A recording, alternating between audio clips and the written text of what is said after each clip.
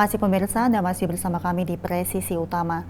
Satuan Reserse Narkoba Polres Metro Bekasi Kota berhasil mengungkap peredaran narkotika jenis sabu seberat 10 kg lebih dan mengamankan tersangka berinisial H beserta sejumlah barang bukti lainnya pada Rabu pagi.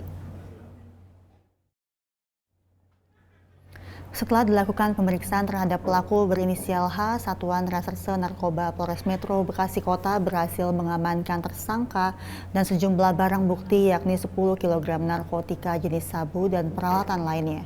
Akibat perbuatannya, pelaku terancam hukuman paling singkat 5 tahun dan paling lama 20 tahun penjara.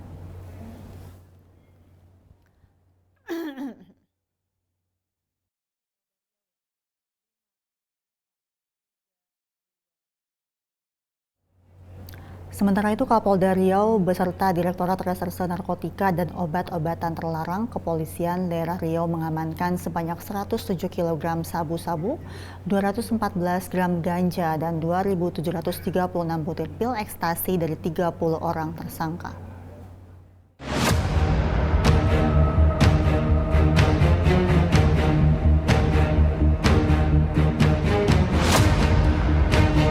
Sebelum bulan Ramadan, saya sudah perintahkan kita melaksanakan operasi rutin yang ditingkatkan dengan sandi operasi tertib Ramadan. Yang tujuannya adalah kita memastikan bulan yang penuh rahmat dan maghfirah ini bersih dari gangguan keamanan, bersih dari hal-hal yang tidak diinginkan, bersih dari narkoba, dan lain sebagainya. Tentunya semua mesin-mesin kita bekerja. Dari Direktorat Narkoba juga meyakinkan bahwa tidak ada peredaran narkoba di tempat-tempat manapun, di tempat-tempat hiburan, di perumahan, di kampung-kampung yang ada sebutan kampung-kampung narkoba. Saya perintahkan sikat. Habis tidak ada kampung-kampung narkoba di sini. Kalau ada kampung narkoba, wajah kita malu. Salah satu dari tersangka ini adalah pemasok di Pangeran Hidayat. Dan dia adalah pengedar utama di kawasan Pasar Agus Salim, Pangeran Hidayat. Itu ditemukan transaksi 10.540.120.000 rupiah tahun ini saja, Januari sampai Maret. Ini akan terus dikembangkan. Pada pagi hari ini ada 8 kasus dengan jumlah tersangka 17 orang.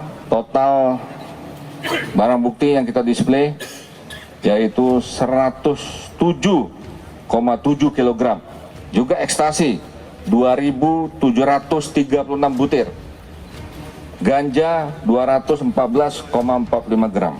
Saya mengucapkan terima kasih dan apresiasi yang setinggi-tingginya kepada Direktur Narkoba, khususnya beserta tim. Tidak ada ampun bagi pengedar narkoba. Apabila tersangka-tersangka pelaku-pelaku ini membahayakan nyawa petugas dan atau membahayakan nyawa masyarakat, saya perintahkan tindak tegas dengan tindakan tegas dan terukur. Jangan main-main, jangan macam-macam, ya, jangan merusak masyarakat, apalagi generasi muda di Provinsi Riau. Dari total barang bukti ini, kalau kita konversikan dengan rupiah, itu mencapai 107.821.14.450 rupiah. Ini kalau lolos, dia akan membahayakan atau membuat korban masyarakat pengguna. Kalau dihitung itu bisa sampai 1.073.756 jiwa. Jadi 1 juta orang kita selamatkan dalam hal ini. Apa yang telah dilaksanakan di hari ini akan terus bisa kita laksanakan selanjutnya. Pemirsa, kita akan beralih ke Bantul, Yogyakarta. Polres Bantul resmi menetapkan pria berinisial IOA sebagai tersangka pembunuhan berencana terhadap wanita berinisial GS. Jenazah GS ditemukan di area parkir Pantai Lorong, Cemoro, Parangtritis pada Senin lalu.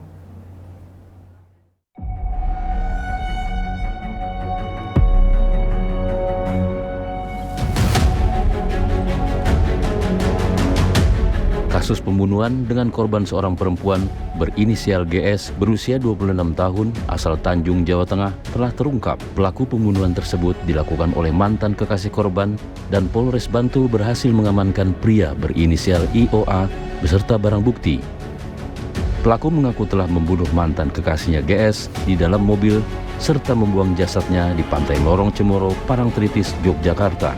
Kasat Reskrim Polres Bantul AKP Bayu Sila Pambudi mengatakan, pelaku berinisial IOA, pria berusia 22 tahun mantan kekasih korban, mengaku sakit hati karena korban telah memiliki pacar baru dan berkata kasar terhadap pelaku. Tersangka IOA membunuh korban ketika tidur di dalam mobil dengan cara menjerat leher hingga tewas pada 7 April minggu lalu. Dari hasil penyelidikan bahwa merupakan tindak pidana pembunuhan subsidiar barang siapa dengan sengaja merampas nyawa orang lain. Kemudian dasarnya dari laporan polisi LPA 01 4 Romawi 2024 SPKT Polsek Kretek Polres Bantul Polda DI. Ia menyebut atas perbuatan pelaku dijerat hukuman pidana mati atau pidana penjara seumur hidup. Dari Humas Polres Bantul melaporkan untuk Polri TV.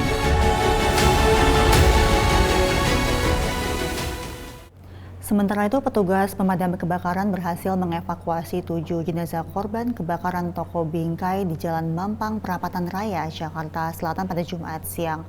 Evakuasi dilakukan di lantai 2 bangunan lokasi kebakaran yang berlangsung selama 40 menit. Dan untuk informasi lebih lanjut, berikut laporan reporter Polri TV, Ica Tanasya dan juru kamera mural di Mampang, Perapatan Raya siang tadi. Ya pemirsa, Polres Metro Jakarta Selatan telah melakukan identifikasi terhadap korban kebakaran yang terjadi di ruko atau toko bingkai yang ada di Mampang Perapatan Jakarta Selatan, yang dimana kebakaran ini terjadi pada Kamis malam, yaitu pada tanggal 18 April 2024, tepat pada pukul 7 waktu Indonesia Barat. Wakasat Reskrim Polres Jakarta Selatan Kompol Henrikus Yosi mengatakan setidaknya ada 12 korban, yang dimana 12 korban tersebut merupakan keluarga dari pemilik toko dan juga karyawan dari toko frame tersebut. Dan adapun dari 12 korban ini, ada yang mengalami luka berat dan juga ada yang hingga meninggal dunia. Korban meninggal dunia ini diantaranya terdapat 7 orang, yang dimana 7 orang tersebut ditemukan oleh pihak damkar pada saat mereka melakukan proses pendinginan di dalam gedung toko frame tersebut. Dan ke-7 korban ini ditemukan pada pagi tadi pada tanggal 19 April 2024, tepatnya pada pukul 7:30 waktu Indonesia Barat. Dan ke-7 korban tersebut sudah dievakuasi ke Rumah Sakit Polri Kramat Jati untuk dilakukan visum dan identifikasi. Sedangkan dari ke-5 orang lainnya mengalami luka berat dan saat ini sedang dirawat di Rumah Sakit Tarakan, Rumah Sakit Siloam, RSUD Pasar Minggu, dan RSUD Mampang.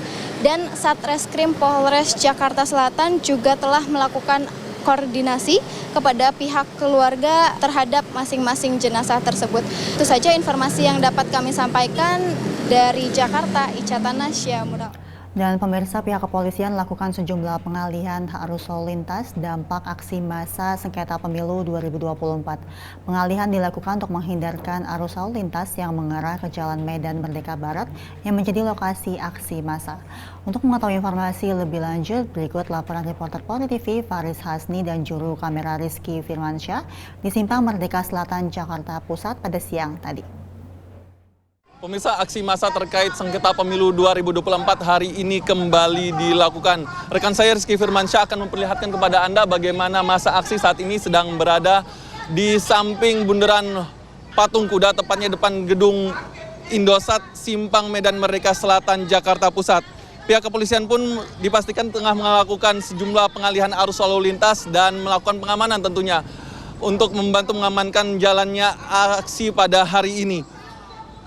Kepolisian dipastikan menurunkan sekitar 2.713 personel yang terdiri dari TNI, Polri, kemudian ada Satpol PP serta perbantuan dari Dinas Perhubungan. Ada sejumlah pengalihan arus lalu lintas yang dilakukan oleh pihak kepolisian khususnya Polres Jakarta Pusat, yaitu dari traffic light Harmoni yang mengarah ke Jalan Medan Merdeka Barat yang sudah ditutup dan dialihkan ke Jalan Kesehatan, kemudian Jalan Perwira yang mengarah ke Jalan Medan Merdeka Utara juga yang sudah ditutup dan jalur dialihkan ke arah Istiqlal serta ke Lapangan Banteng. Adapun jalan dari traffic light MH Tamrin sudah ditutup dan kemudian dialihkan ke Jalan Kebun Siri yang mengarah ke Senen dan juga ke arah Jalan Abdul Muiz, Jakarta Pusat. Untuk kondisi saat ini masih terpantau sangat kondusif. Anda pemirsa yang ingin melintas di tempat ini di sekitaran Bundaran Patung Kuda masih bisa melintas untuk nanti kemudian dialihkan baik ke Jalan Abdul Muiz ataupun ke Jalan Medan Merdeka Selatan. Anda diharapkan juga tetap mematuhi rambu lalu lintas tentunya agar Anda dapat selamat selama menjalankan perjalanan Anda di jalan raya. Dari Jakarta, Faris Hasni dan Rizky Firmansyah melaporkan untuk Polri. Beralih ke informasi lainnya, pemirsa, menggelar Jumat Curhat, Wakapolresta Barelang langsung menanggapi dan menindaklanjuti keluhan dan saran masyarakat di Aula Kantor Camat Sagulung, Batam pada Jumat pagi.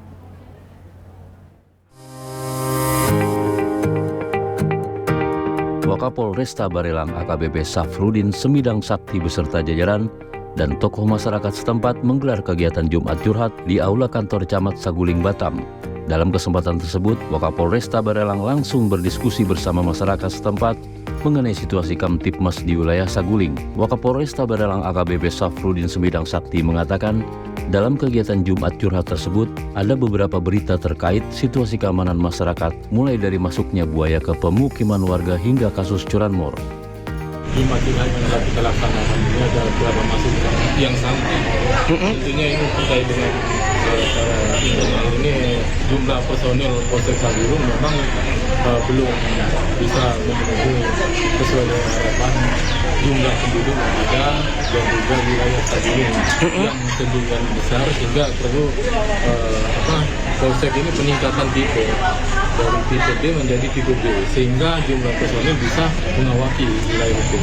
Namun itu pasti kita kasih solusi, kita berikan solusi untuk menambahkan jumlah personil semaksimal mungkin sehingga bisa menjaga situasi keamanan Indonesia dengan optimal.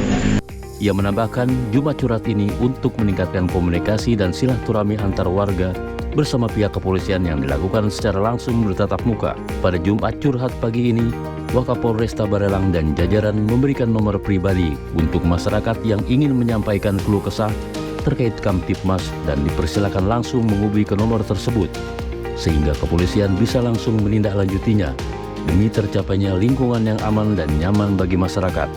Dari Humas Polresta Barelang melaporkan untuk Polri TV.